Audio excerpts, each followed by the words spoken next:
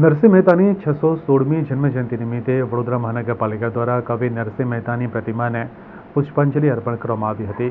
આજે વૈશાખ સુદ પૂનમ એટલે કે ભક્ત કવિ નરસિંહ મહેતાની 616મી જન્મજયંતિ। નરસિંહ મહેતાના જીવનકાળ સાથે 3 જયંતિની ઉજવણી થાય છે। મગસર સુદ સાતમના દિવસે હારમાળા જયંતિ, ચૈત્ર સુદ સાતમના દિવસે તપ પ્રયાણ જયંતિ અને વૈશાખ સુદ પૂનમના દિવસે જન્મજયંતિની ઉજવણી કરવામાં આવી રહી છે। નરસિંહ મહેતાના સદેહ સૃષ્ટિ પર અવતરણને જન્મજયંતિ તરીકે મનાવવામાં આવે છે। ભક્ત કવિ નરસિંહ મહેતાની 616મી જન્મજયંતિ મનાવવામાં આવી રહી છે। ત્યારે આજે કવિ નરસિંહ મહેતાની જન્મજયંતિ નિમિત્તે વડોદરા શહેરના LNT સર્કલ પાસે આવેલ કવિ નરસિંહ મહેતાની પ્રતિમાને વડોદરા મહાનગરપાલિકા દ્વારા પુષ્પાંજલિ અર્પણ કરવામાં આવી હતી।